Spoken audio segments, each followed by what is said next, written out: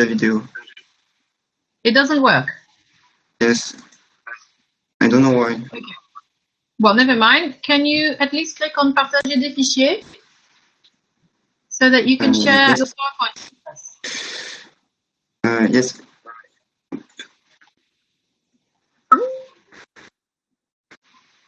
Did you see the So I PowerPoint? see,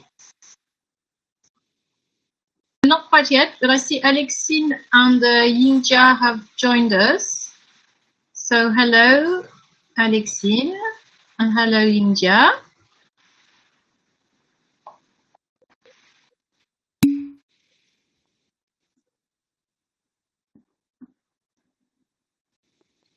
Okay, that's all that happens. No, that's okay.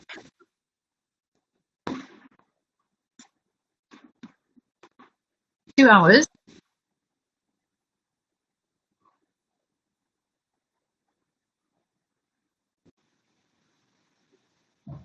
Can everybody see Valéria's PowerPoint?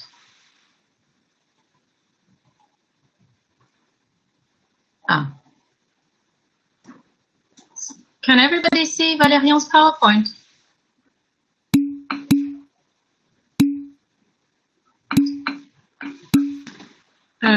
Okay.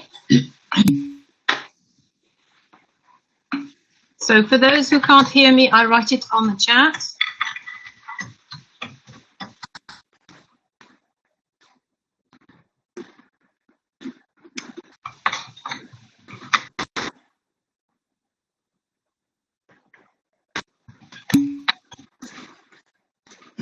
I'll switch off my microphone and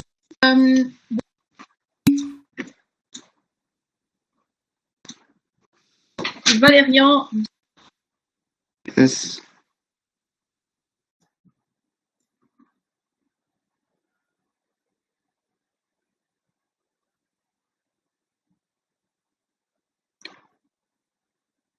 I don't hear you, miss. That's because I switched off my microphone. So I'll switch it off during the presentation. So it's now. Okay. It's my turn? Okay.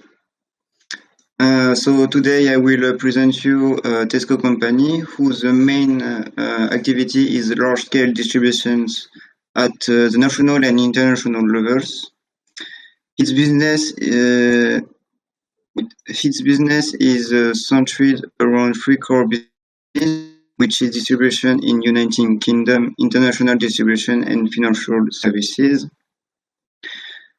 The company was founded by Jack Cohen in 1919 when he began selling surprise from a small stand in London East End. The name Tesco was established when Jack Cohen purchased a batch of tea from T.E. Stockwell. He also created small smart labels with the three letters of the vendor's name, which is T.E. Stockwell, and the two first letters of his last name, which is C.O. And if you put T.E.S. and C.O. together, you have Tesco. The Tesco period was in 1924 with an enormous success. The head office is in Hertfordshire. The current president is John Murray Allen since 2015. Tesco plc is mainly based in United Kingdom, in Eastern Europe, and Ireland and Asia. So Tesco is a big company who is present all around the world. Tesco is one of the largest retail group in United Kingdom with 3,780 stores. In 1995, Tesco launched his internet shopping services, which is still activable and really profitable for the company. they facilitate the sales of their products. They have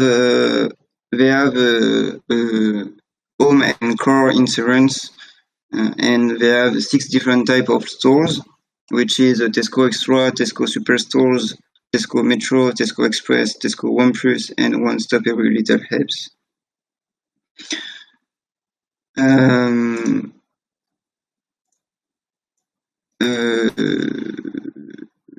Yes, to conclude,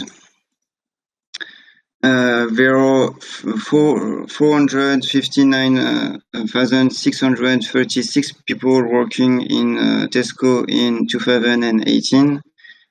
Its turnover is around 63,911 million pounds in 2019. So this is a large company with an enormous success. However, it is unclear if this success will thrive. So this is the end of my presentation. If you have any question, I'm here to answer, and if I can.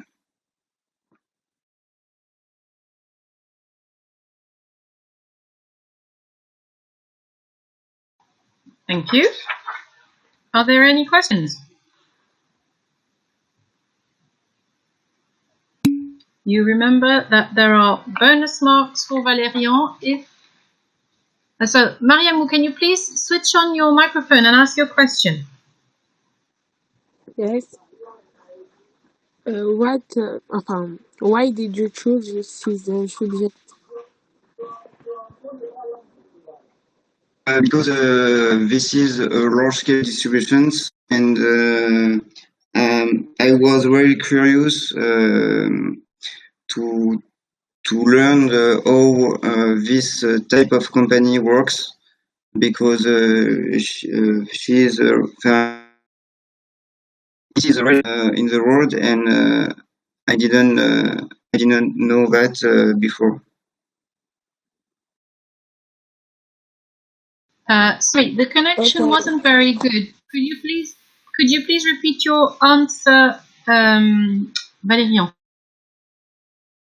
Yes, I said that I choose this subject because Tesco is a large-scale distributions, and I was curious to know how work a company like Tesco, because it is really famous in all around the world.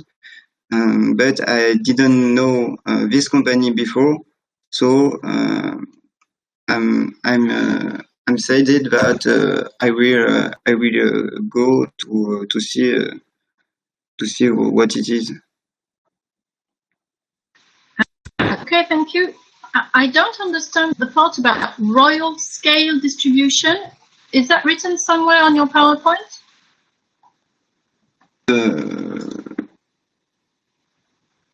But I said it in this dispositive. So Please. royal scale. Did you talk of royal scale?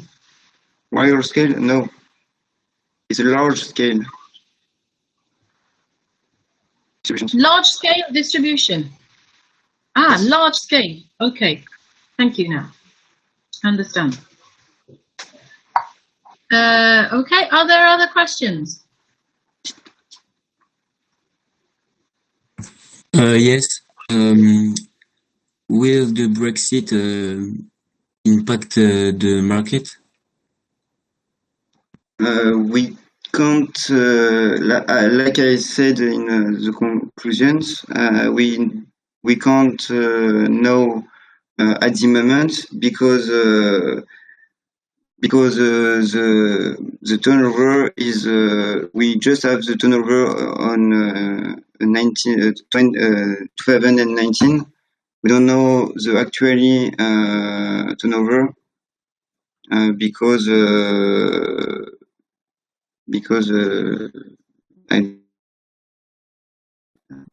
don't know how to explain in English, but we can't have the actual the we can't have the turnover 2020. I don't know if I answer your question.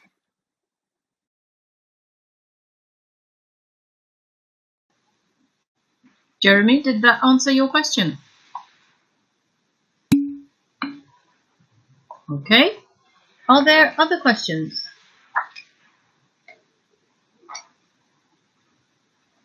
So full marks are for 3 questions, and we had only 2.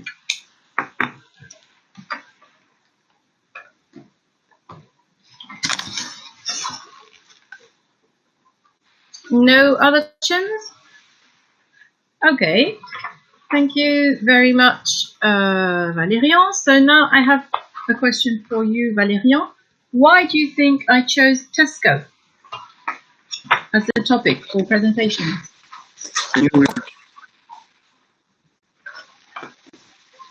Yes, my question is, yes, why do you think I chose to list Tesco among the topics for presentations?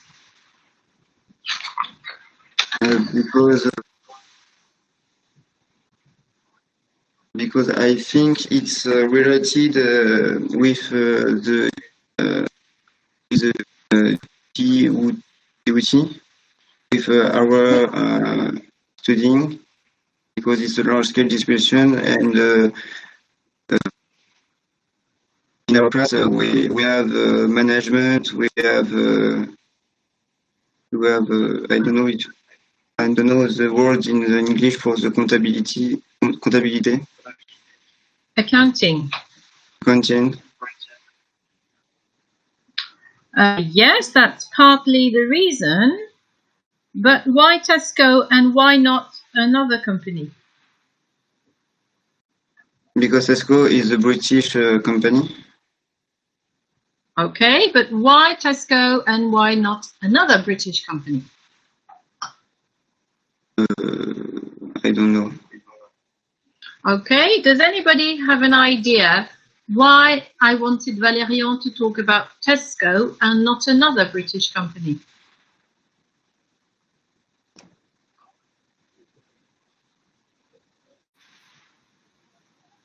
No ideas.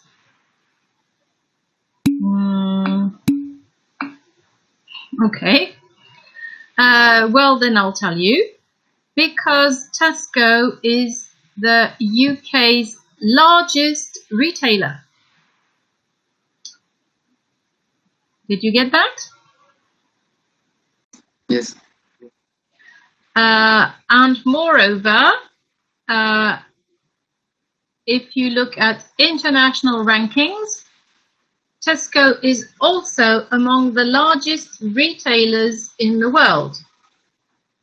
So depending on the years, it ranks from 3rd largest retailer to 9th largest retailer, but at least it's among the 10 largest retailers in the world.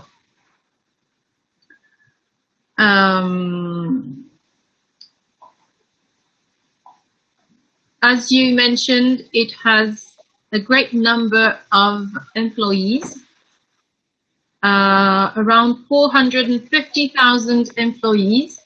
So it's also one of the biggest employers in the world.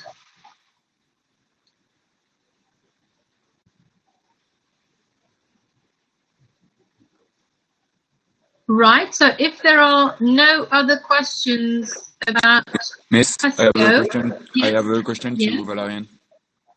Okay, thank you, Maxence, go ahead. Is there a company in France? Yes. There was a store located in Calais, in the north of France, and it was specialized in the sale of alcohol to the British. But I think this store is closed in 2010. Okay, thank you. Okay, thank you. So yes, actually, there are no Tesco stores in France at the moment.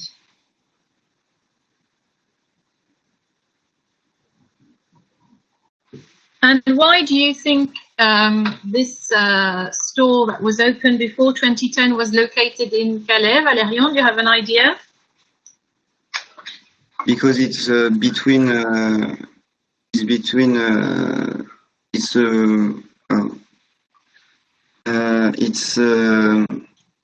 it's next to the Great Britain. Calais is next to Great Britain, and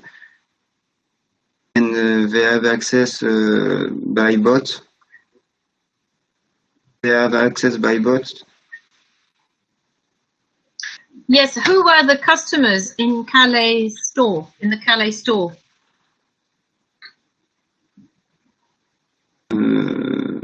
Accor.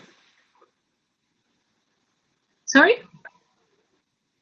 I don't get the word customers.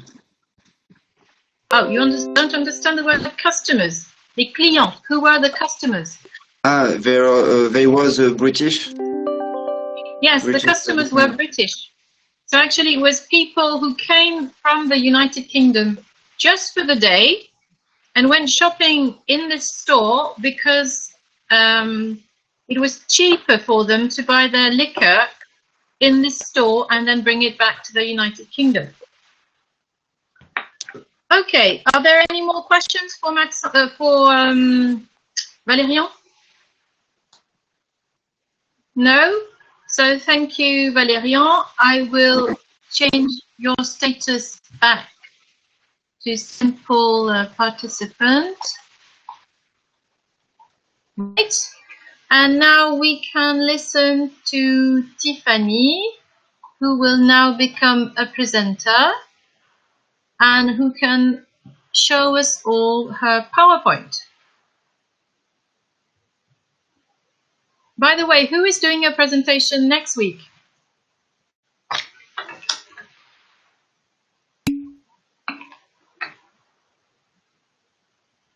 Yelena, okay. Yelena, do you know, and Ocean, thank you. Yelena, do you know how to show a PowerPoint on Collaborate? No. You have to contact me beforehand, an email. We'll set up an appointment and we'll practice. Okay? Yelena, did you understand that? Yes. Okay, you send me an email. Right, I think Tiffany is ready. Just a minute because I'm not.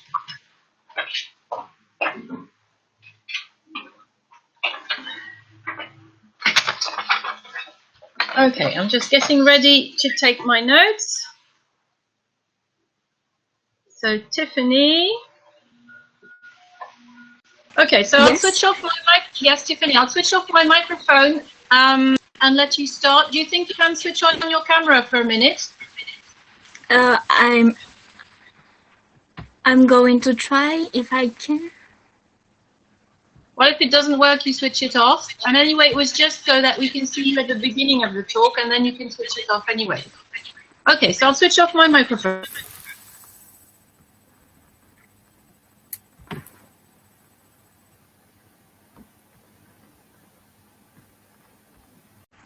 Okay, good. We can see you, so you can start.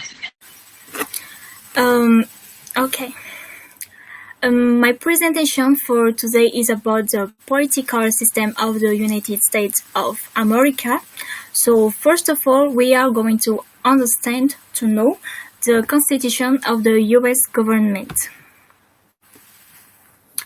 The US government is divided into three branches: the President, the Executive, the US Congress, the legislature formed by the House of Representatives and Senate, and the Supreme Court. To understand this in more details, we are going to see first the functioning of the presidency, after the functioning of the American Congress, and the last, the Supreme Court. So, what is the presidency? The presidency is the head of the executive branch of the federal government of the United States. He is both the head of state and the head of government as well as the military commander-in-chief and the head of diplomats. Who can be the president? To be president, you have to be a US born citizen, to be at least 45 years old, and having lived in the United States for at least 14 years. And for more information, the president is limited to 2 4-year terms. After, as president, a person can oppose his veto for laws passed by the Congress, appoint a cabinet approved by the Senate, propose legislation for arms to be approved, and he can develop the law, executive orders. The U.S. Congress decides and makes the laws that govern America. It also has the power to sack the president and remove him from office. The U.S. Congress is made up of an upper house known as the Senate and the lower house called the House of Representatives. And what is the United States House of Representatives? Like I said earlier, it's the lower house of the legislature. It's comprised of 445 voting members, to which are added 6 non-voting representatives. The House has the exclusive power to introducing bills on research and removing civil servants who are then tried in the Senate. It can also vote for federal laws, and if a tie arises in the presidential election, the House will decide who will become president, and the Senate will elect the vice president. To be a member of the chamber, you must be at least 25 years old, have been United States citizens for at least 7 years, and living in the state you represent. They are elected for 2-year term. So what about the Senate? It's the upper house of the legislature and represents the federal state to be a member. It's the upper house of the legislature, and it's representing the federal state. To be a member of the Senate, you must be at least 30 years old, have been United States citizens for at least 9 years, and living in the state you represent. How it works? The Senate is made up of 100 senators, so two for each state. His main role is to approve laws proposed by the House of Representatives, and the Senate's term of office lasts 6 years. Let's finish with the fourth branch of the United States government, the Supreme Court. The Supreme Court is the highest court in the country. It includes 9 judges. And to become a member of the court, there is no qualification for a judge. For example, for his age, education, profession, original nationality, but all judges must have been trained in law. And our Supreme Court judge are appointed for life. They are elected for life by the President with the consent of the Senate. What are the powers of the court? The power of the court are dealing with federal government issues, discusses disputes between states and the interpretation of the Constitution, declaring legislation institutional, executive action, and cancel the law. To conclude, these 3 branches that make up the U.S. government, the President, the U.S. Congress, and the Supreme Court, is a separation of powers designed to provide a system of checks and balance that prevents any individual or group from gaining too much control of our power. Thank you for your attention.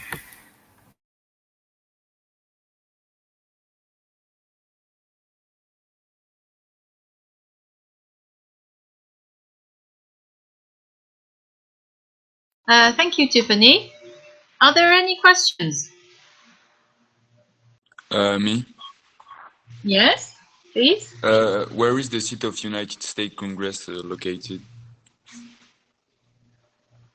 The seat of the United States Congress is located in the federal capital at Washington, D.C.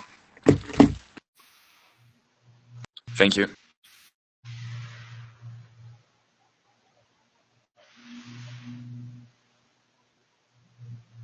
Other questions? Yes, me. Okay. Who is the leader of the Senate?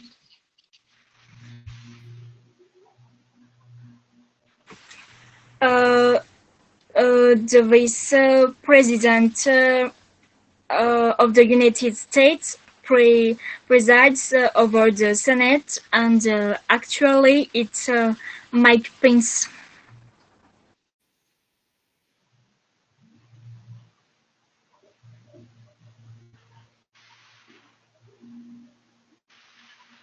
Okay, other questions? Yes. Who Yes, is the head of the United States House of Representatives? The President of the United States House of Representatives is Nancy Pelosi since 2019. Thank you. Other questions? So I have a couple of questions for you as well. Tiffany, what party does Nancy Pelosi belong to? Sorry? I said, which party does Nancy Pelosi belong to?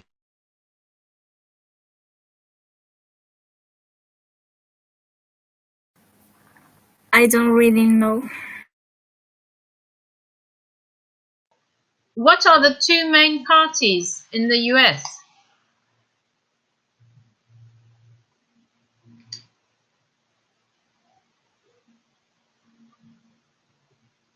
Do you know, Tiffany?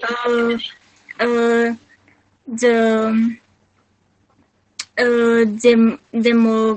democratical part and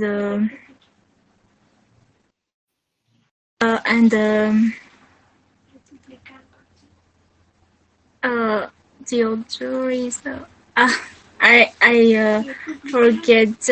I forget. It's the republican part,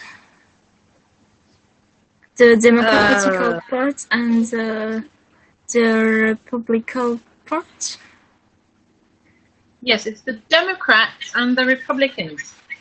And you don't know which party Nancy Pelosi belongs to then? No. Okay, she's a Democrat. Okay. I had another question for you. The Supreme Court was recently in the news. Can you tell us why? Sorry, I don't really hear your question. Okay, I said the Supreme Court was recently in the news. Can you tell us why?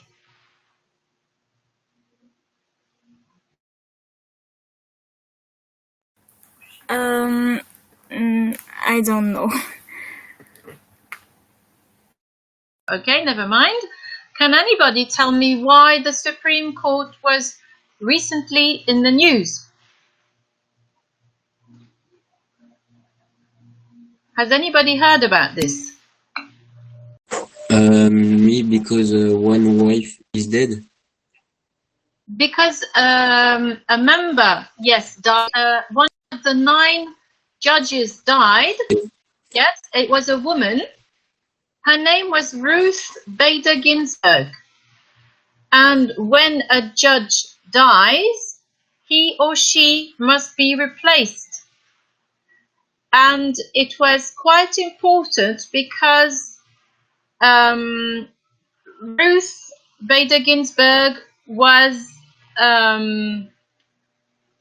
quite liberal, and since the president appoints judges, it is President Trump who will appoint her successor, and he chose a very conservative judge. Do you know who will replace Ruth Bader Ginsburg? Have you heard? Jeremy, did you hear anything about this? No, sorry. Well, Donald Trump chose a woman called Amy Coney, I think, and she's very conservative. She's pro-life, that means she's against abortion, and so many people are afraid that she's going to overturn some rights, women's rights, the right to abort, for example. So that's why the Supreme Court was recently in the news, because a Supreme Court judge is about to be replaced. If there are no more questions, Kadidiatou, I see you switched on your microphone. You have something to say?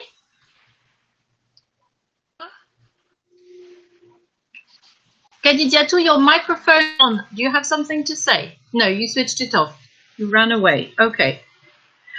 Right. So if you have no more questions, I'll just ask Valérian to send me his PowerPoint by email, and I already have Tiffany's PowerPoint, unless you changed something. In that case, Tiffany, if you changed anything since what you sent me, you can send me the new PowerPoint. I just changed the flag of the United States into some pictures. Well, if you like, you can send me the new PowerPoint. And okay. Valérian, please also send me your PowerPoint. Okay? Yes. Right, so Tiffany, I will change your status again.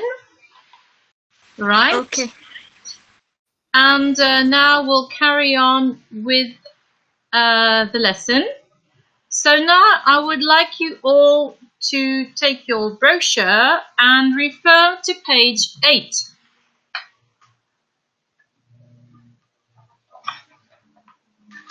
Working today.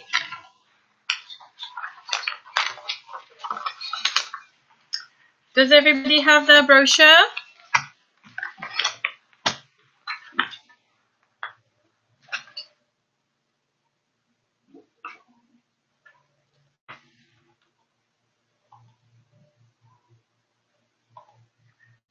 page 8.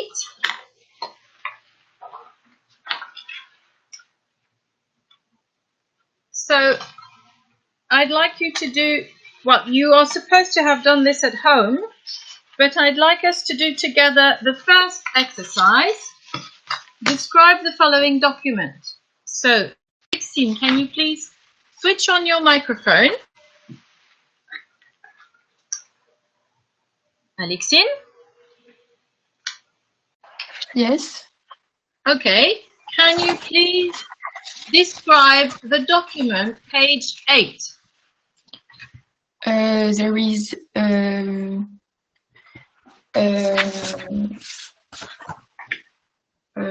a man and a woman who, and the man proposed to the woman part-time.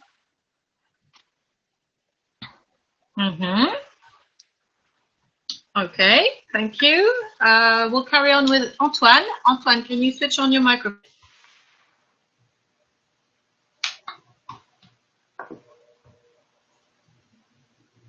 Antoine, can you switch on your...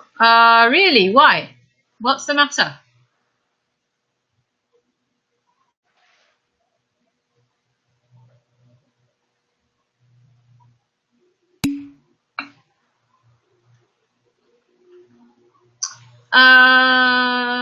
Yes, well, I'd still like to hear you on the document.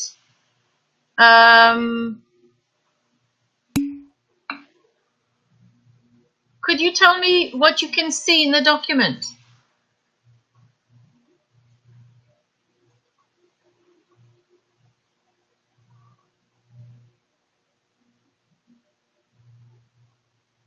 What can you see in this document?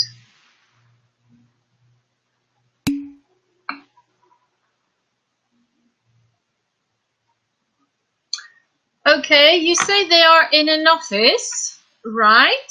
Diahumba, they talk about business, maybe, yes. Diahumba, can you switch on your microphone, please?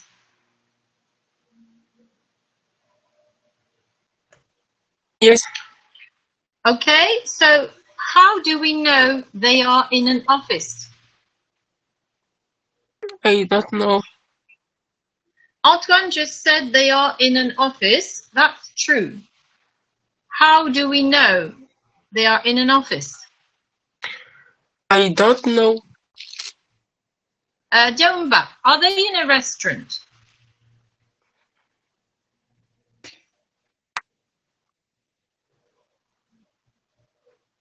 Diahumba, are they in a restaurant?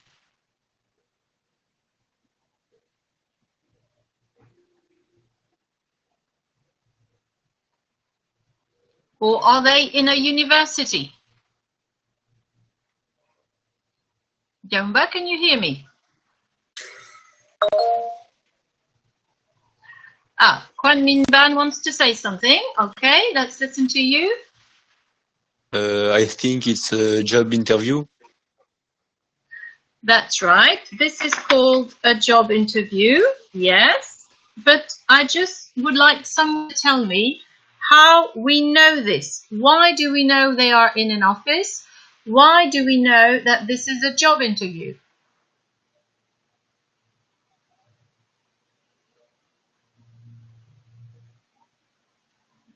Kadidiatou. Can you switch on your microphone, Kadidiatou?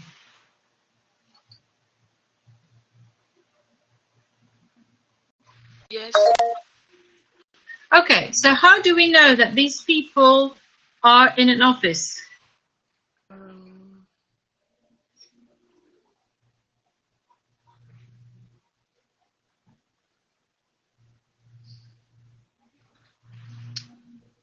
I don't know. Well, I posted a correction of this exercise on eCampus with quite a lot of vocabulary. Did you find this correction?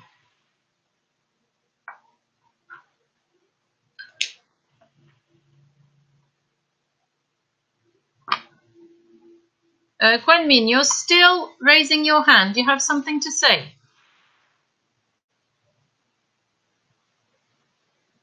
Huan Min Ban? No. Okay, so, right.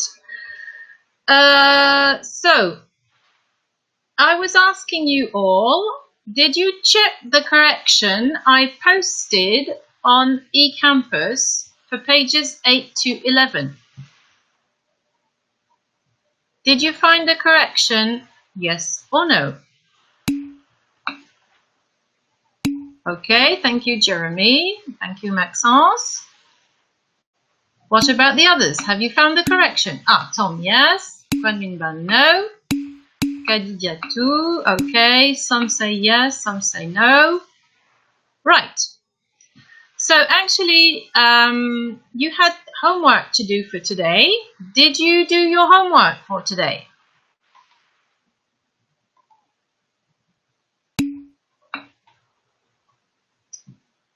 Okay, so I'll just show you again what the homework was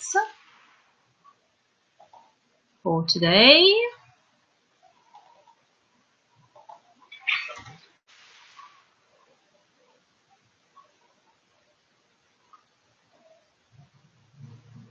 So hopefully it will show soon. Right. As you can see, your homework for today was correct your distant learning sessions, page 4 to 11, with the help of the corrections in the section called Collaborate Sessions. Learn the vocabulary given in these documents. So as far as I can see, not many people did that. So let's now take a look at the correction that you can find on eCampus in the Collaborate session.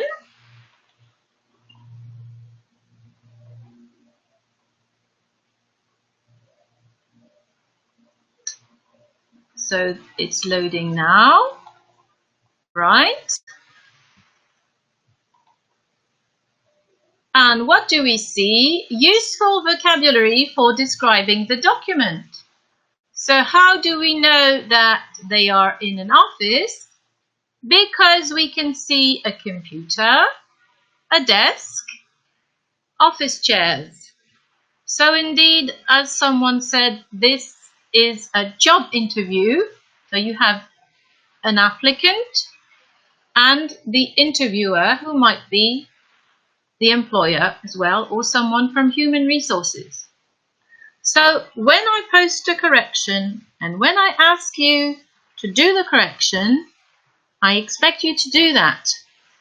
Because next time I see you, there will be an exam and you will be asked questions about this precisely. Donc peut-être quelques mots en français avant de continuer. Donc vous savez que vous êtes dans une situation très particulière, que les générations d'étudiants qui vous ont précédés ont eu 100% de leurs cours en présentiel, ce qui n'est pas votre cas, et que si vous ne vous mettez pas au boulot rapidement, vous allez avoir beaucoup de problèmes. Donc quand je vous donne un corrigé et que je vous demande de le travailler, vous le travaillez, vous apprenez ce que je vous demande. Prochaine séance en présentiel, je ne sais pas quand ça sera, mais il y aura un contrôle sur tout ce que j'aurai mis sur eCampus et sur tout ce qu'on aura fait pendant les séances à distance. Donc, mettez-vous au boulot. Moi, personnellement, je ne vais pas changer mes sujets d'examen pour m'adapter à la situation. J'aurai les mêmes exigences que pour les étudiants que j'ai eus les années précédentes. Donc, si vous avez des questions, je suis à votre disposition par mail du lundi au vendredi. Si vous n'en avez pas, eh bien, tant pis pour vous, mais vous vous mettez au travail et vous apprenez le vocabulaire. Right, back to English now. And back to our cartoon. Mariamou, why is this a job interview? How do we know this is a job interview? Can you repeat, please? How do we know this document represents a job interview? In my opinion, there is a hiring manager with a candidate during a job interview. And how do we know that? How do you know that? Why did you not say that they were colleagues, for example? Why do you know this is a job interview? Because I have two persons. That's not the only reason. How do we know this is a job interview?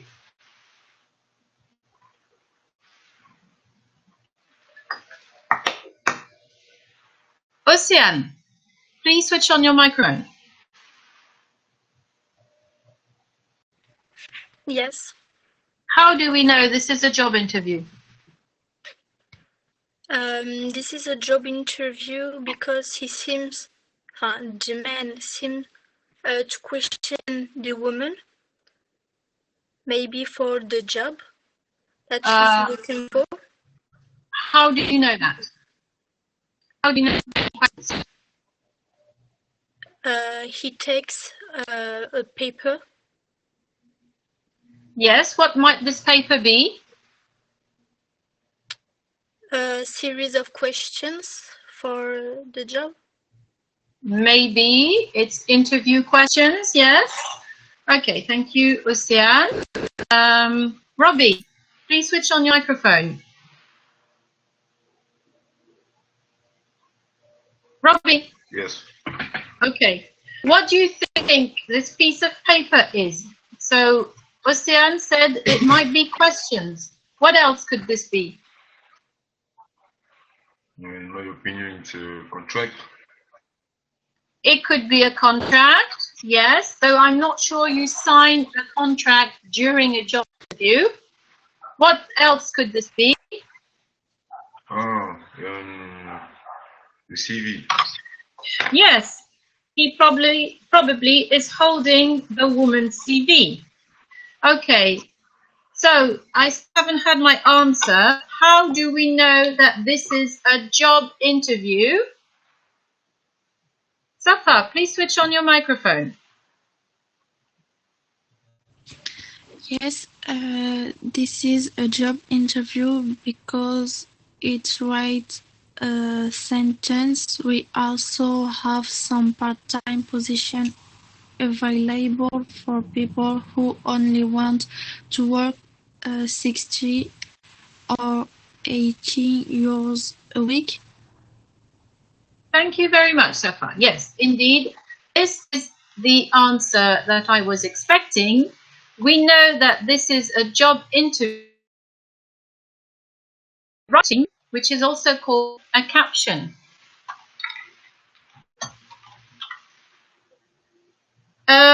So, can you make any remarks about this caption?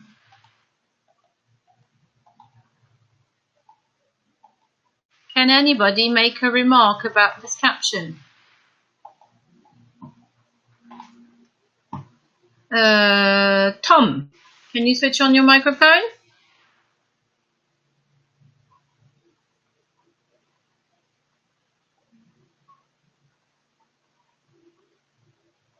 Tom, can you hear me?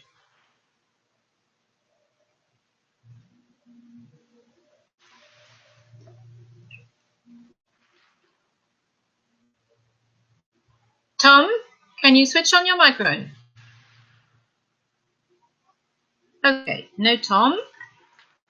So back to Alexine. Can you make any remarks about this caption?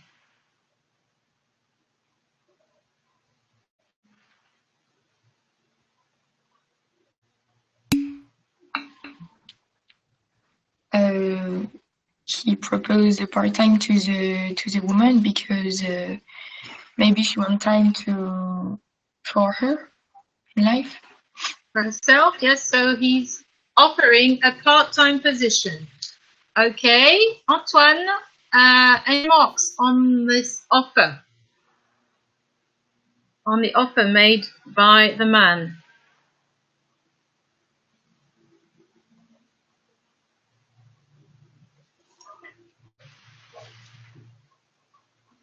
Any remarks?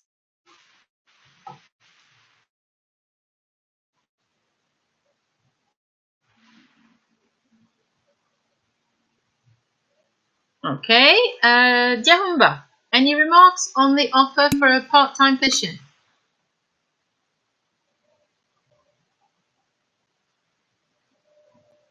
Diahumba, can you switch on microphone, please?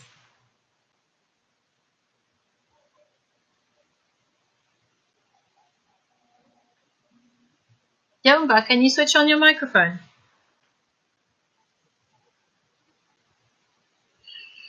Okay, Jeremy, any remarks on the caption? Maybe the woman looks like stressed. Okay, let me read the caption. We also have some part-time positions available who only want to Okay. see all week. This is a caricature who wants to show. How much? A full-time position. How many hours would be a full-time? Miss, can you listen to me, please? Yes. This is a caricature who wants to show the exploitation of the salaries. Maybe. Okay. So I will repeat my question. How many hours would be a full-time position? Maybe 35.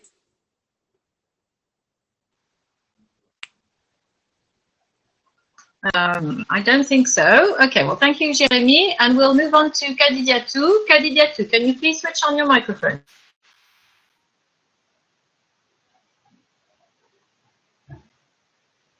Kadidiatou, can you please switch on your microphone? Yes. Okay, so we see that the part-time position is 80 hours. So how many hours would the full-time position be?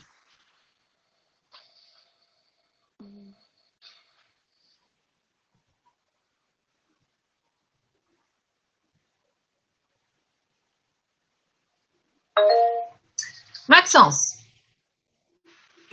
Maybe 160 or 120. Yes, the full-time position would be twice the part-time position, so from 120 to 160 hours a week. How does that sound? Sorry? I said, how does that sound? It's too much. Yes, of course, it's too much. How many hours are there in a week? 45. No, how many hours are there in a week?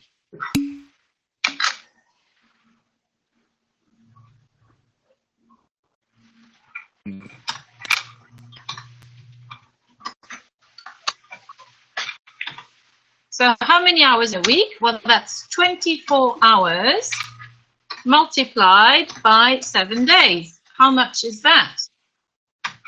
Who can do that? Ocean, how many hours are there in a week? 35. No, I said how many hours.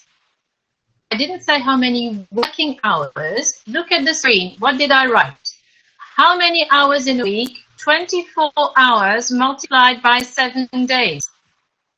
That does not equal 35.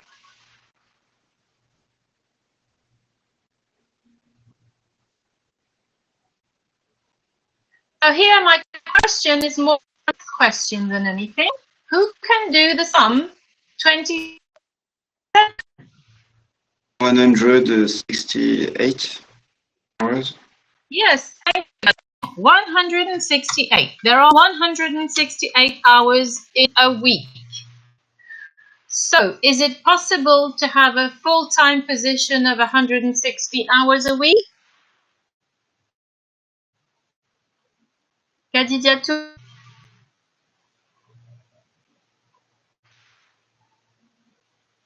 Kadidiatou, can you please switch on your microphone?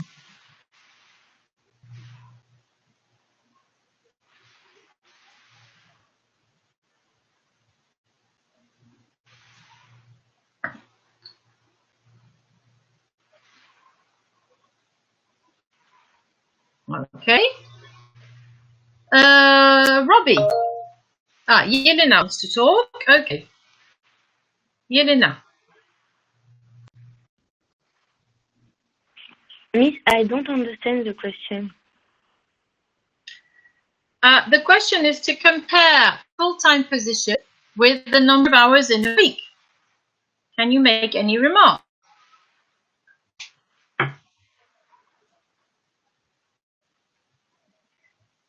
So we just said that a full-time position seems to be 160 hours a week. If a part-time position is 80 hours a week, then a full-time position would be 160 hours a week. Yes, Maxence? It's far too much. Definitely, it's far too much. You could go even further. Sorry? You can go even further than that. You say it's far too much. You could also say it's impossible. Oh, yeah, okay. There are only 168 hours in a week, so it is not possible to work 160 hours. Therefore, what can you say about this caption?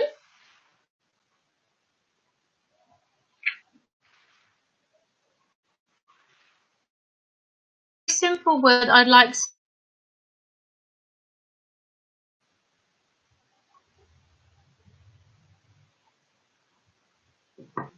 So what is this document called? What kind of document is this? This is a cartoon. No, it's not a draw. Well, it's not really a drawing. We'd say a picture, but mainly it's called a cartoon. So cartoons are usually meant to be, at any rate here, you could say that this cartoon is ironical. Obviously, nobody is going to have a part-time position of 80 hours a week. So, indeed, as Jeremy said, this might allude to the exploitation of wage earners. So be careful. A salarié is un salaire.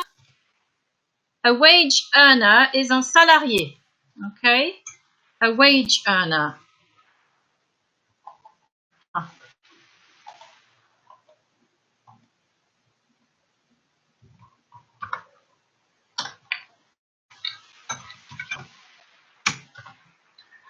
Right. So let's move on to exercise B. So we're still page 8. Exercise 1B. So obviously you already did this exercise at home. I have just a couple of questions to ask you. How would you say in English un étudiant travailleur? A hard worker. So you could say a hard worker. Yes, you could refer to a student and say he is a hard worker. Okay, but if you really want to have the word student as well, I'm going to use the word étudiant. Sorry? Skilled worker? Yes, thank you, Jeremy. It's a hard-working student. Okay, so you can also refer to someone as a hard worker, but then that's not necessarily a student. A hard worker is someone who works hard. Un étudiant travailleur is a hard-working student.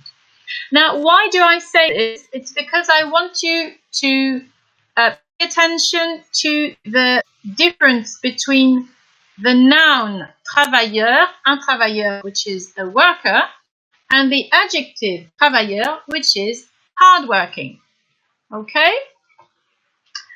How would you say in English une grosse charge de travail? Any suggestions?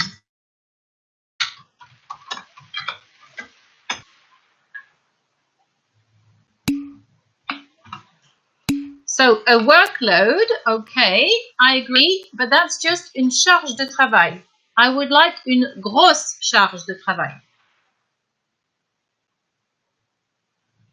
Any suggestions for une grosse charge de travail? No, it's not a hard workload. It's not a large workload. Can I have other suggestions? You could say a big workload, okay. Other suggestions? A huge workload would be good, yes. I'll give you another possible word, a heavy workload. Okay, good. Thanks for your answers. If you have no questions about exercise B, I'd like to move on to exercise C. So we're still page 8.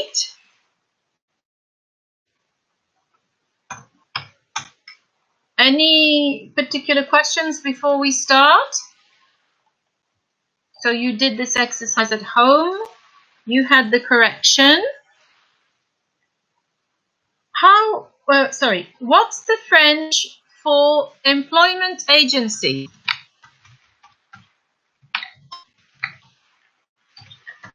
Can anybody answer this?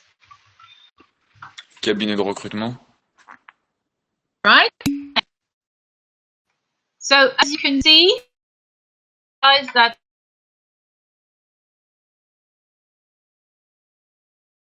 is private. So how do you refer to a public organization?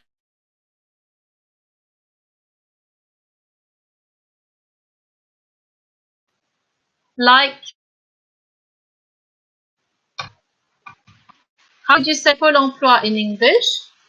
So obviously you cannot use an employment agency because that refers to a private organization. What is the word that I gave you in the correction?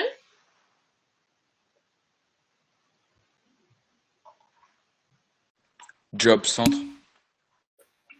A job center, yes, a job center. So that's the equivalent of Pôle emploi.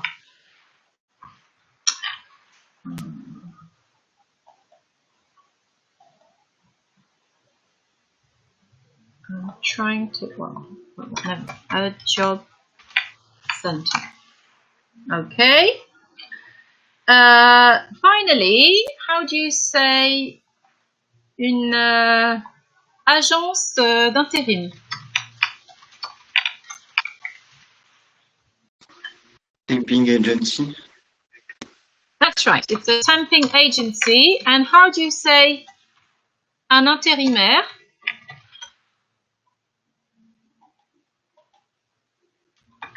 So this refers to the worker.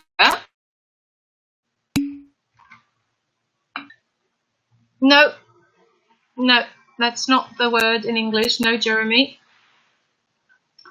Other suggestions?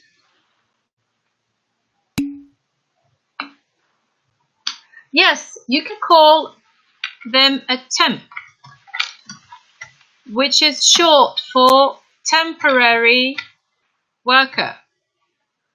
Temporary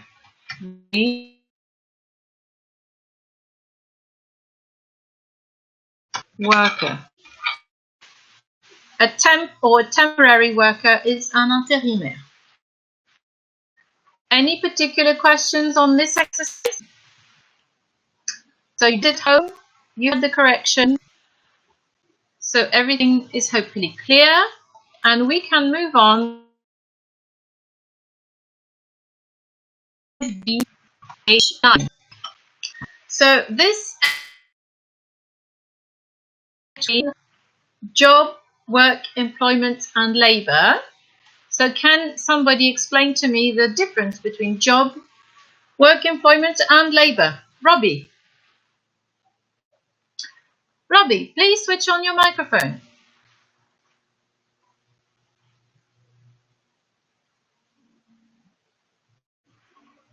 Robbie. Yes. What is job, work, employment, labor? I didn't find it. You didn't find it. Did you take a look at the... Sorry?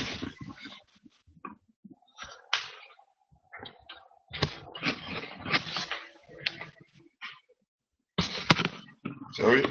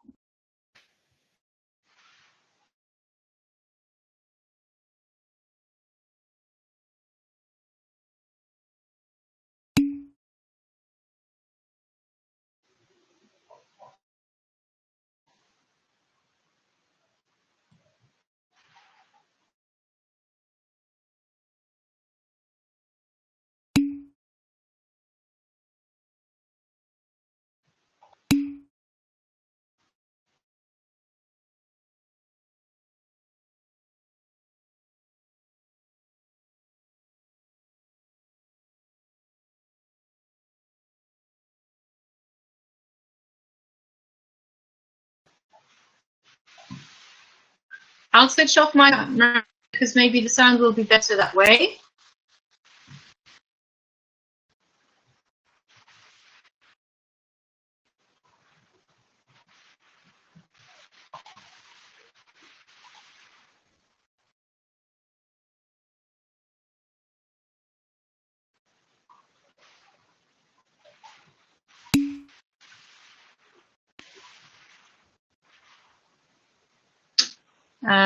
Yes, okay. Right, so I was trying to show you correction.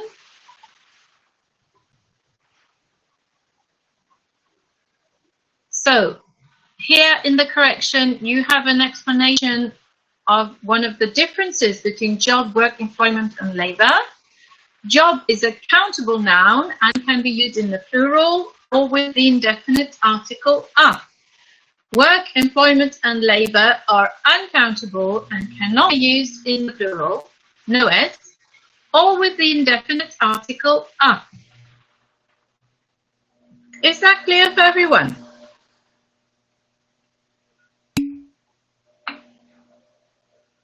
Ah, uncountable means indénombrable.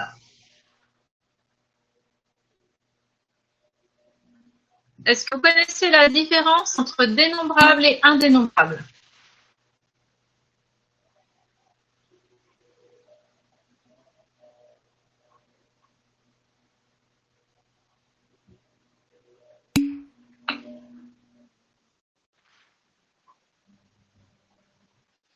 Alors, dénombrable, c'est les noms qui peuvent être comptés et utilisés au pluriel. Par exemple, book, a book, vous pouvez dire two books, three books, several books. Et par exemple, le mot milk, vous pouvez pas dire, et vous pouvez pas dire milks avec un S ou three milk.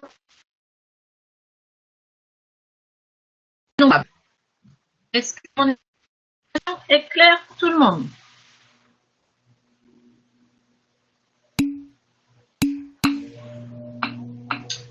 Great. So, the first difference is therefore a grammatical difference. Job is countable, work, employment, and labor are not. There are also some differences in meaning.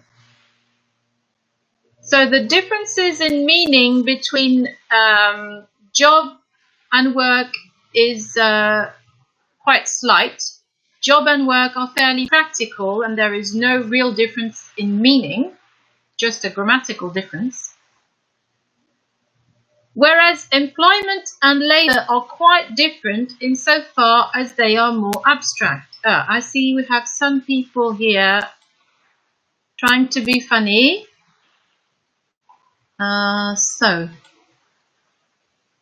Okay, so you're not allowed to draw on my table. Right, so, okay. So I was saying work and job are practical. For example, you talk of what you're doing, you can say my job, my work. Whereas employment or labor are fairly abstract and will be used, for example, in economics. Labor, for example, is opposed to capital. In economics, you have capital, labor, and can't remember what else.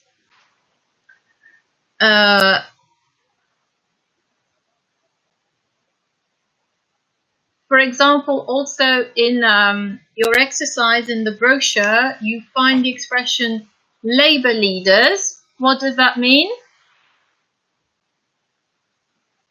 Yelena, what does labor leaders mean?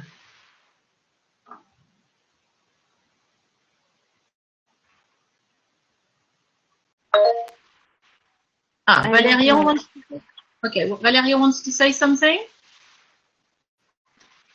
Labor is a main-d'œuvre.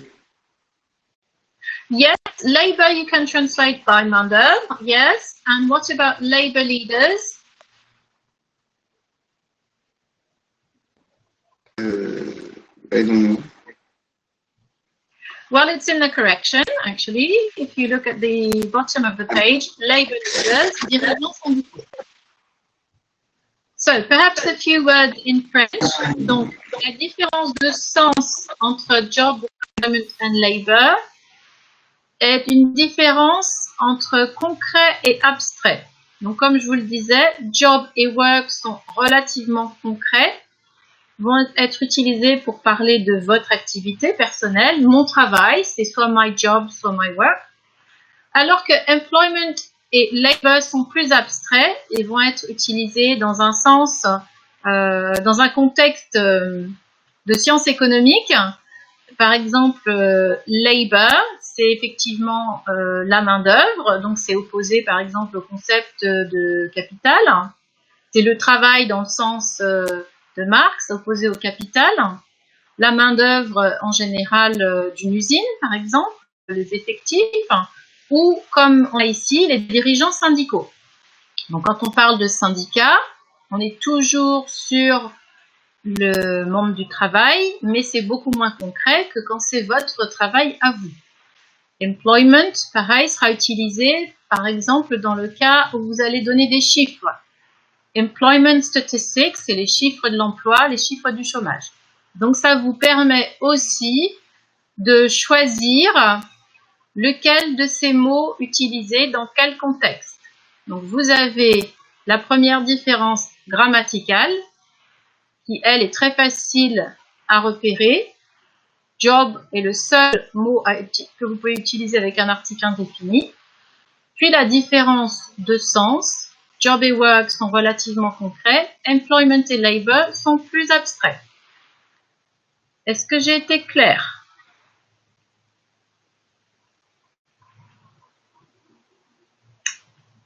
Hopefully I was. Okay, thank you, Robbie, for your answer. I'd also like to focus on sentence D. You can't find a job without any training. Yingja, do you think you can translate this sentence for me? Translate it into French.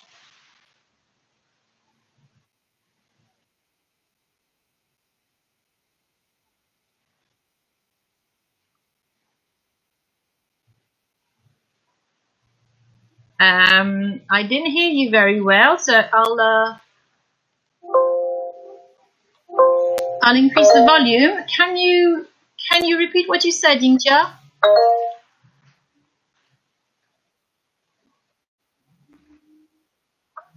Yes.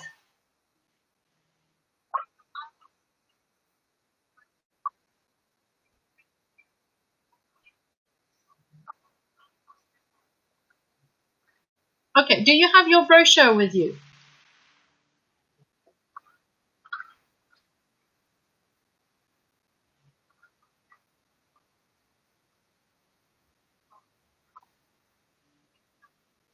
Okay, never mind. So I'll just read out the sentence for you. It is, you can't find a job without any training. And I would like you to suggest the translation into French. You can't find a job without any training.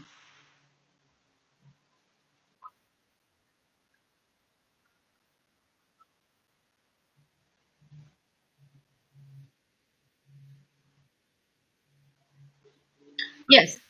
So training, how to translate training is the difficult part of the exercise. Are there any suggestions? Sans formation, very good, Tom. Yes, that's the exact translation, sans formation. So you can see at the end of the correction, the useful vocabulary I gave you at the bottom of the page. Training in the context here is formation. In another context, when dealing with sports, for example, you might choose another word, but here training is formation. Are there any particular questions on this exercise?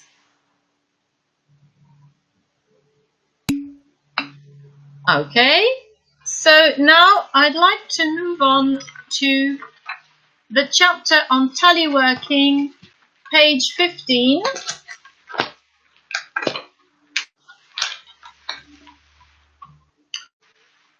And I will ask Diamba to do exercise A. So Diamba, can you read exercise A, page 15, please?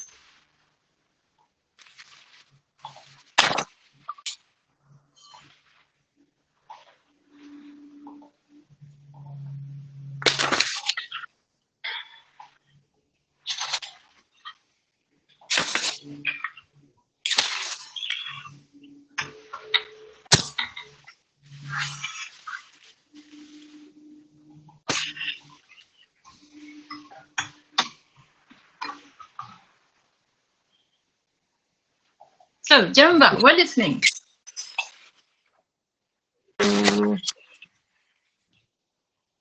Any full text?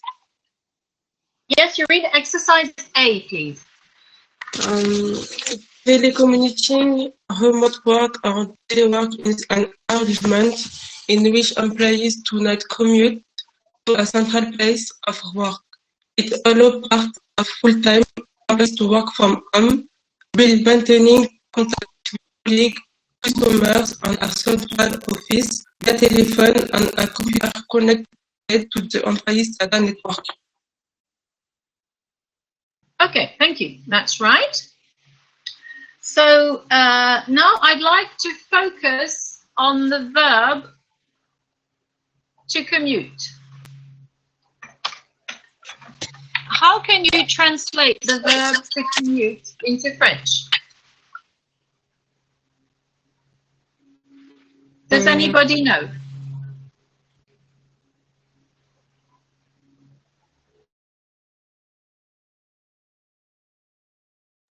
Any suggestions? Valérian, you want to answer? Yes, c'est se déplacer, non? Not exactly. Yes, Tom, faire l'aller-retour. Yes, the idea here is to go back and forth regularly, usually between your home and your work, to travel back and forth. So let me write this down.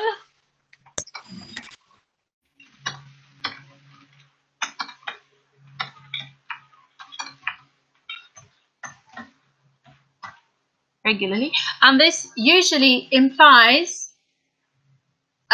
between the suburbs and the city, usually, or at any rate between your home and your work and your workplace, or if you're a student, between your home and the university.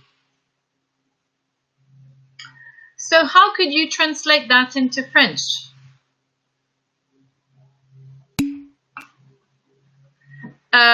So trajet is a noun. Navette also is a noun. So maybe these words could be used to describe a commute. The noun, a commute. Un trajet, why not? Maybe, okay. But for to commute, I would like to have a verb or an expression with a verb. So it's not une navette, but rather faire la navette. Faire l'aller-retour entre son domicile et son travail. To commute, faire le trajet entre son domicile et son travail, ou entre son domicile et l'université, par exemple. The person who will be doing this is called a commuter. How do you think you can translate a commuter into French? Any suggestions?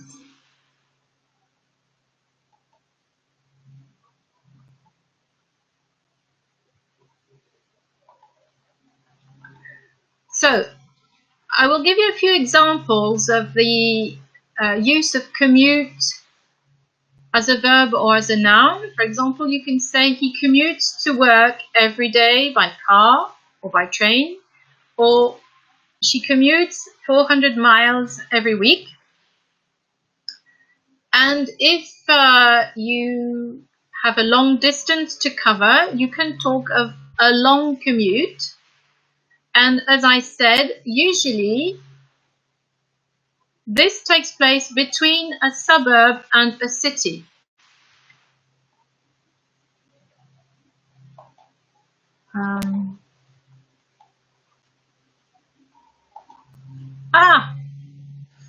I erased everything. Okay, so I must try it again. Okay, so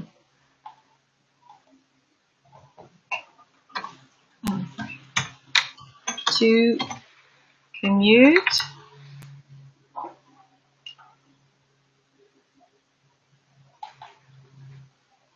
a commute, and a commuter.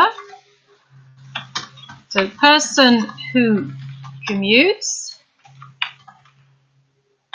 usually between suburb and city. So what do you call a person who commutes between the suburb and the city?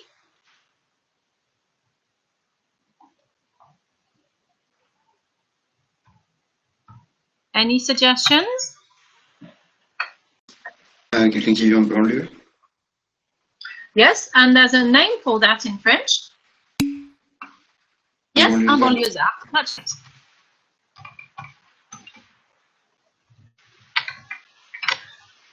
So, to commute peut se traduire par faire la navette entre son domicile et son lieu de travail, faire la navette entre la banlieue et le centre-ville. A commute se réfère à ce trajet ou éventuellement au temps passé à faire ce trajet. Et a commuter, c'est la personne qui fait ce trajet. Et donc, dans un contexte francilien, par exemple, on peut parler d'un banlieusard. Après, ça n'est pas forcément le cas pour tout le monde. Mais en général, effectivement, le trajet a lieu entre la banlieue et le centre-ville. Yes, suburb, oui, c'est la banlieue, tout à fait.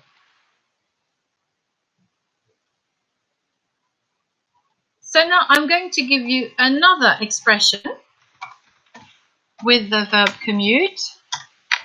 Can you translate this into French? What is a commuter train? Any suggestions?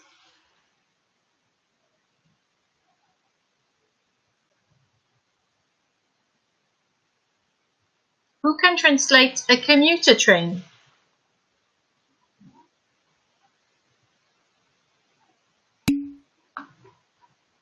Un RER, oui. Dans un contexte francilien, on peut parler de RER. Et plus généralement... Subway. Alors, subway, c'est le métro, donc c'est différent. Donc, commuter train, donc dans le contexte de l'Île-de-France, c'est le RER, mais si on veut être plus général, c'est un train de banlieue.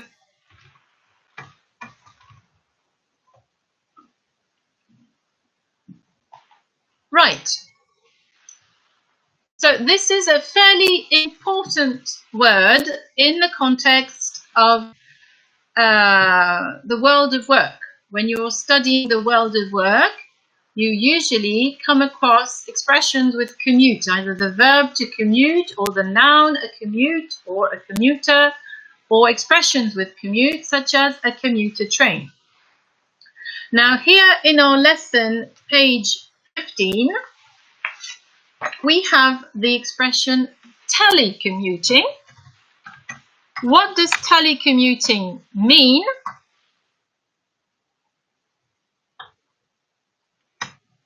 Well, it means actually that you are not really doing your commute physically, you're doing it from a distance. So it has the same meaning as teleworking. Telecommuting means you stay at home and you don't have to commute.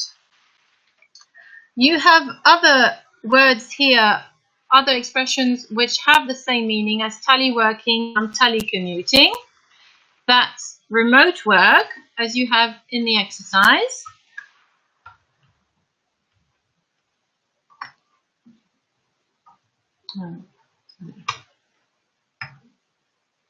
Do you know what remote means?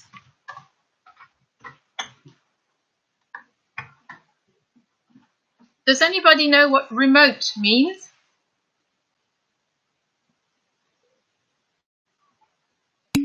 Remote means distant, far away. For example, I come from a remote country means I come from a country far away. So remote work also means telecommuting, teleworking. It means you're working from a distant place. You are far from your workplace. And there's another expression which also means this, and this is home working. So if you come across remote work or home working, you must understand teleworking or telecommuting. Is that clear for everyone?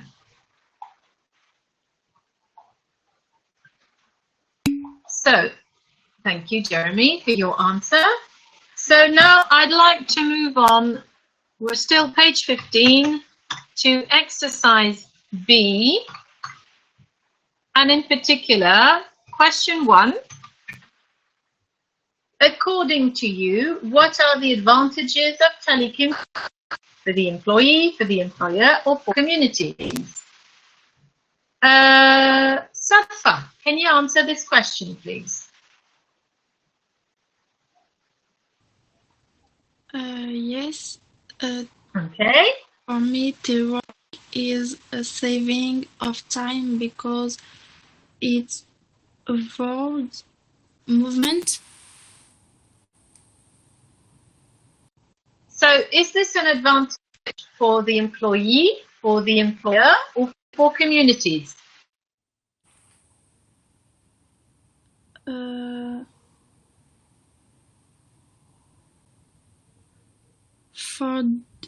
For the employee and for communities. So you say that it saves time for the employee, does it also save time for communities? Yes. I'm not sure I understand what you mean. I understand that the employee saves time. Why does the employee save time?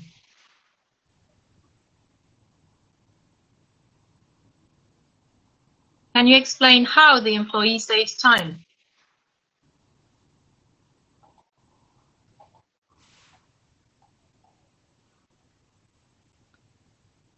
Safa, why do you say the employee saves time? I don't know. Ah, you don't know why he saves time? Alexine, can you tell me why the employee saves time?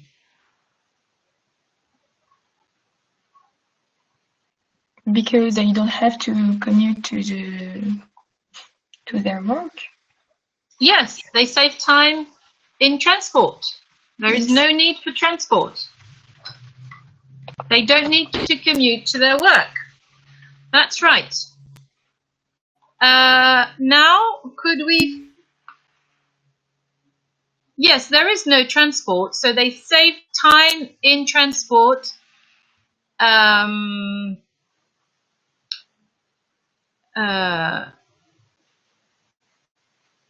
It's as if in French you said, il gagne du temps en transport, parce qu'il n'y a pas de transport. Donc, il gagne le temps de transport. Il le gagne dans le sens où il ne l'utilise pas. So you can say they save time in transport. So if you like, we can specify because there is no transport.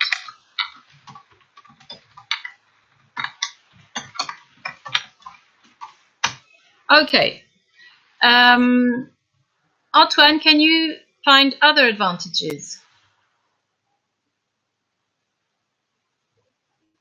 Antoine, can you give other answers to question 1? And I'd really appreciate if you could switch on your microphone.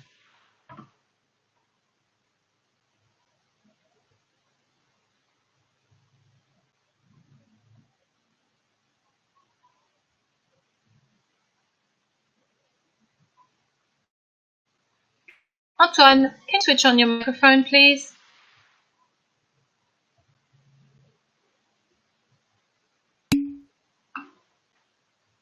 Okay, great.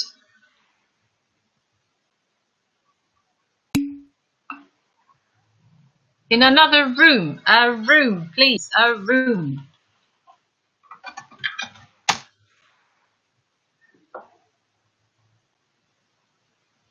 So, Antoine, I would like you to give me other advantages of telecommuting.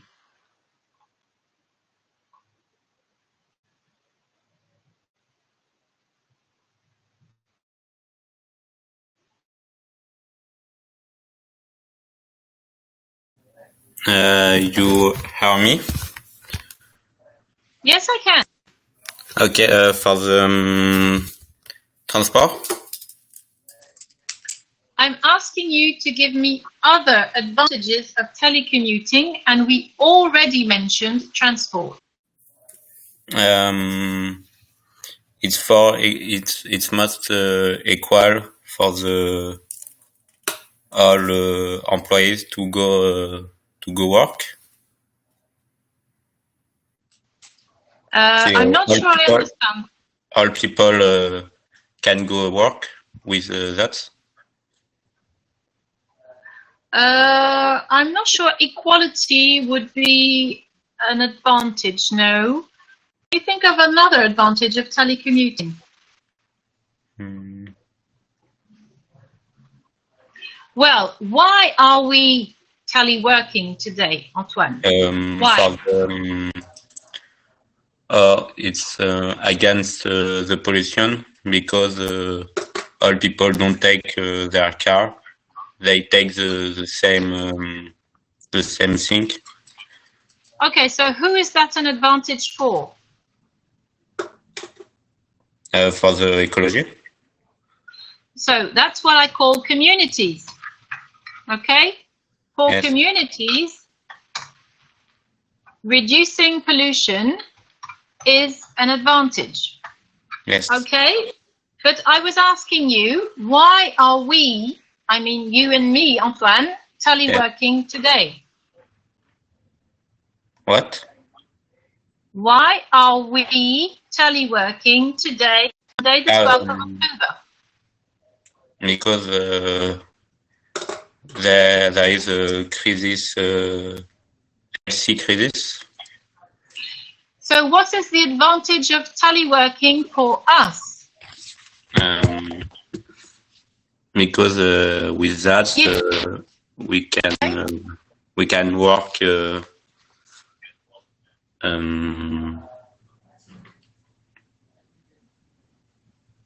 Okay, Yelena, you want to say something? Yes, même in English.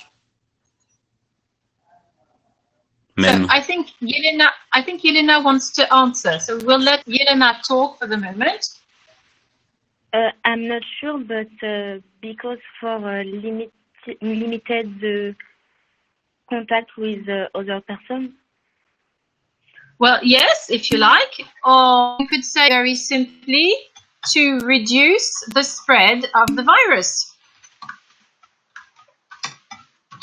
Now, this is the main advantage for us. Okay, so for communities, teleworking reduces pollution, and at the moment, during the current crisis, it reduces the spread of the virus. Okay, can you think of advantages for employers? So we've mentioned advantages for employees, for communities. What about employers? Why is teleworking an advantage for them?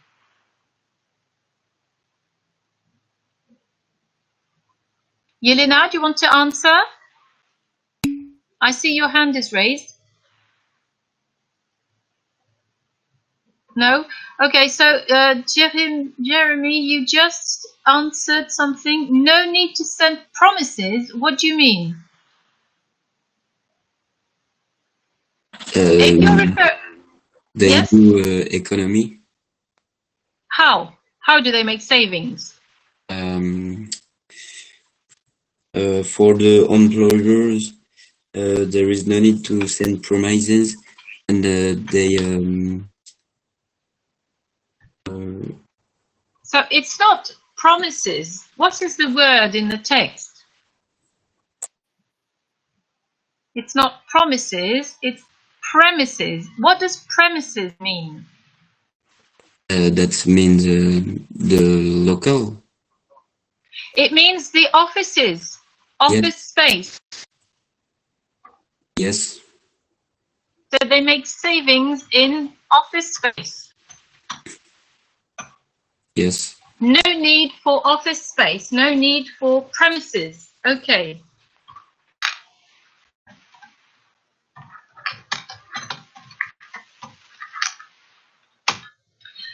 Right. So there are, of course, many other advantages, but perhaps we can now switch to possible drawbacks of telecommuting.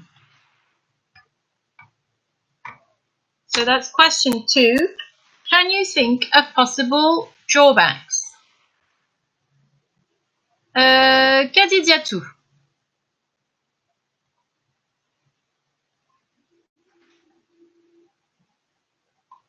Can you please switch on your microphone, Kadidiatou? Yes. What are the drawbacks of telecommuting? We can quickly be dismissed. Sorry, I can't hear you. Can you speak a bit louder? We can quickly be dismissed. We can be what? Dismissed. Dismissed. Yeah, yes. Why dismissed?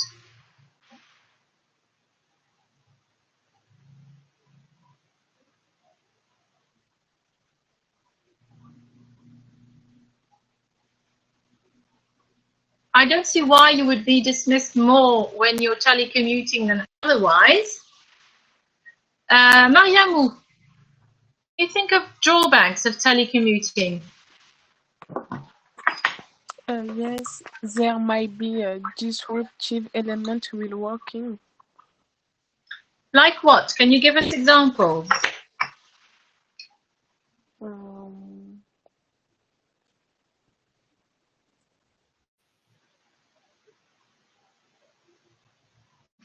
What do you mean?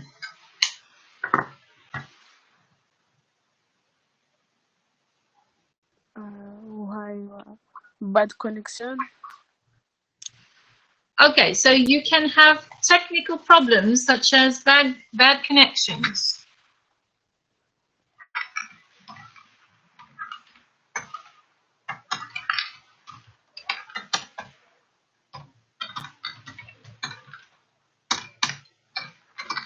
Okay, any other ideas?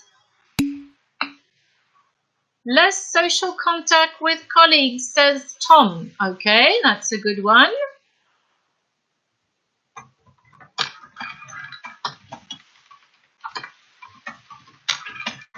Other suggestions? Robbie, do you have an idea of the drawbacks of telecommuting? The difficult to learn. Sorry, it's difficult to do what? To executing the what's the English for mission? Une mission? Well, it can be a task, maybe.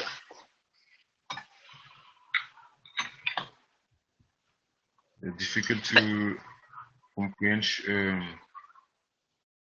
to understand the question. I can't hear you very well. You say it's difficult to understand what you have to do. It's difficult to understand the work. Is that what you said? Yes. Well, hopefully that's not the case. When you telework, you should be able to understand your work as well as if you were in the office. No, that's not what I was thinking of. Safa, can you give us an example of a drawback related to telecommuting? Safa? Yes, I don't have an example for drawback, but I can read my sentence. Okay, go ahead. Okay. Teleworking is also a disadvantage because there is no direct link and cause a lack of understanding. Okay, so yes, one possible drawback could be misunderstandings. Yes. Maybe. Yes, maybe there will be more misunderstandings with colleagues. Why do you think there can be more misunderstandings through teleworking than when you are in the office?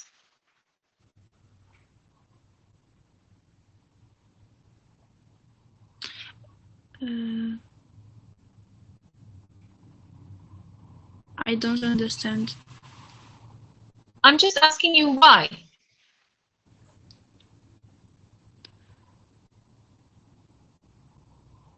Because at home they are very distraction. For me, that's a different idea. So there are misunderstandings, but you can also have distraction. Distraction. Yes, okay. So indeed, it's more difficult, perhaps for some people, to stay focused when they're at home.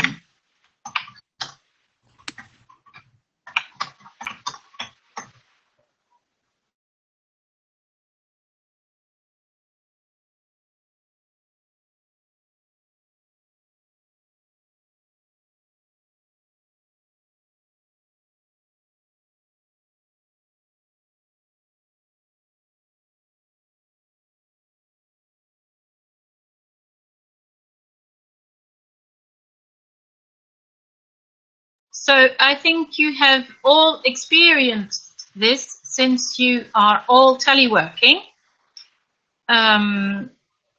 It's very difficult to get to work.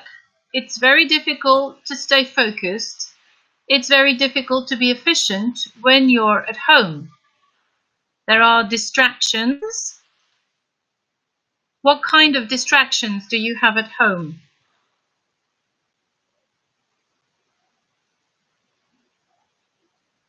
Yingja, what kind of distractions? So Valérian is answering your mobile phone.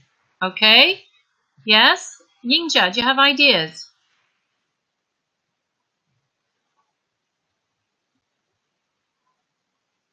Yingja Liu, can you hear me?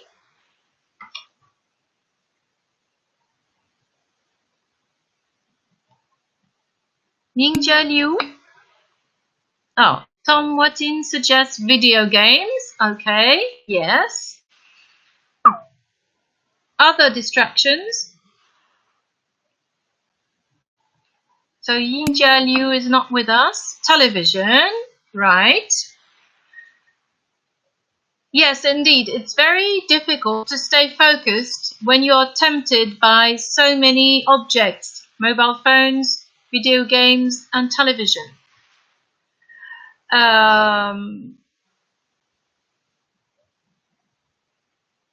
As for misunderstandings, misunderstandings can arise. Why? Can you think of an explanation why there might be more misunderstandings when you're working from home than when you're in the office?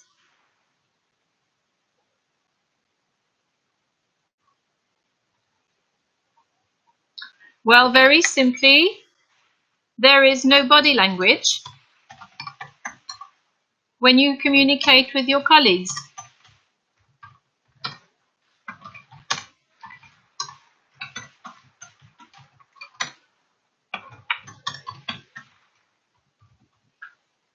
When you communicate only by email or by phone, this can lead to misunderstandings because you can't see the person's face.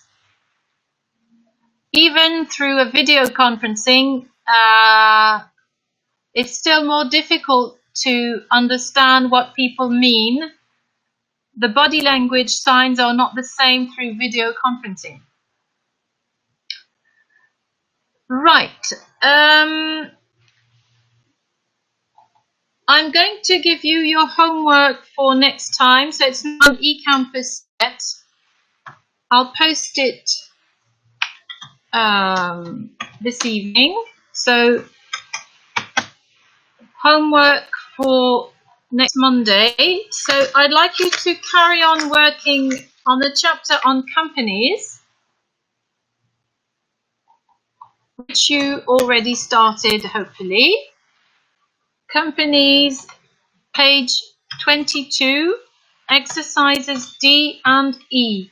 So these are oral exercises. So the first one is, what companies would you like to work for and why? So I will ask some of you to answer this question orally next time and try and say the advantages and disadvantages of working for different types of companies. The second exercise, exercise E, is a guessing game. Prepare a short profile of a well-known company. Present your information about the company to the class, but do not say the company's name. The class must try to guess what company it is.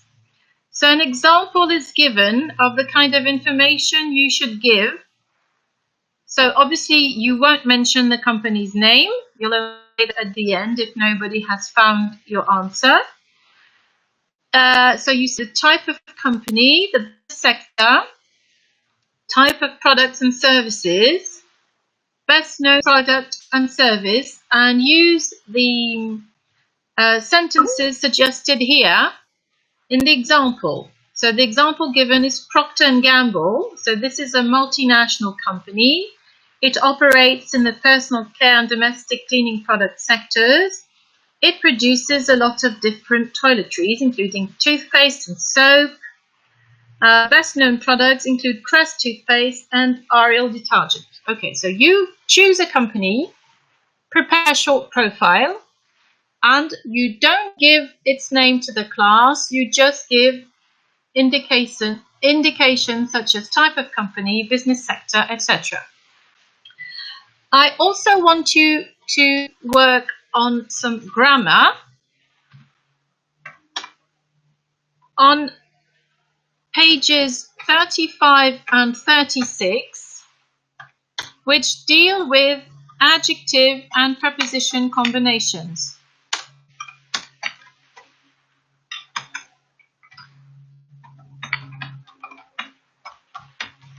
In the chapter on companies, part of our work will be to describe the relation between different people, the hierarchy, the structure of the company, and it's quite useful to be able to use expressions such as to be responsible for, the sales department, to be responsible to, the managing director, etc. So you have a list of useful expressions, page 35 in your brochure, and page 36.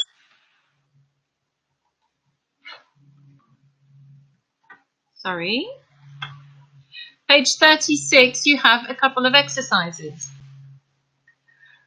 I'd also like to tell you, or to remind you rather, that next time we meet in person, there will be an exam so that I can make sure that you're really working on your own. I can't check everything. I can't check that you're studying the corrections. So everything that you had to work on at home will be tested in class next time I see you. Do you have any particular questions?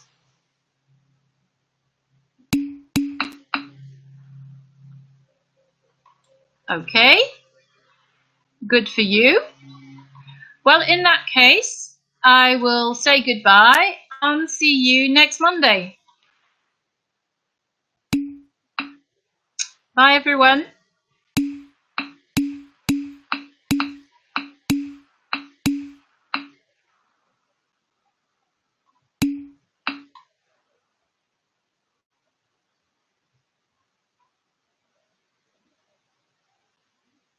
Madame, Yes. j'ai juste pas compris ce que je devais vous dire dans le mail. Alors, qui est-ce qui me parle là? Yelena. Je me souviens plus. Je vous ai demandé de m'envoyer un mail?